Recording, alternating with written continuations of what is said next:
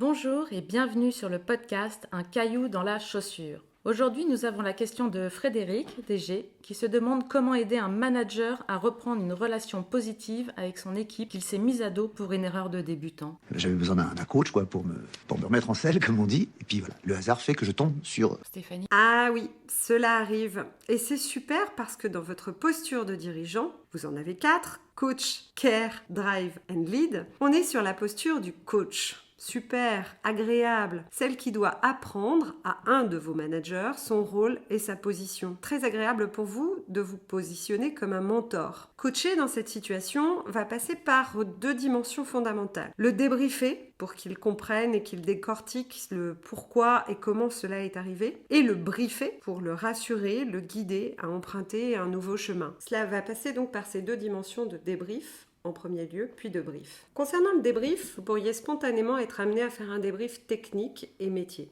Je vous recommanderais d'abord à le prendre sous un autre angle.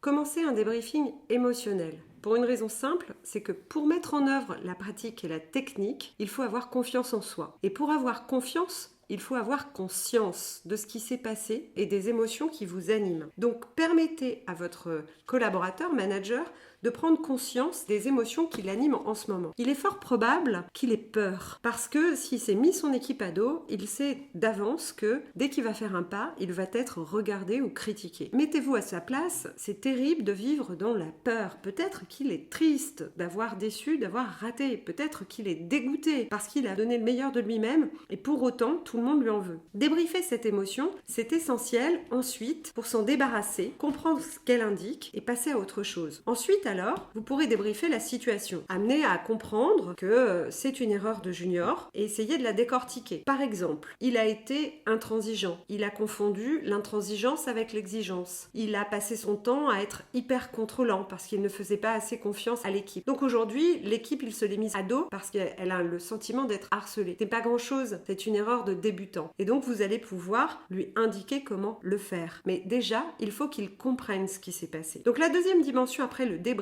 ce sera le brief. Je vous recommande de mettre un temps d'espace de réflexion entre le débriefing émotionnel et technique et le briefing en lui-même. Le briefing va travailler sur la posture qu'il doit avoir et l'apprentissage de la nouvelle technique. En ce qui concerne la posture, inspirez-vous de nos amis les animaux.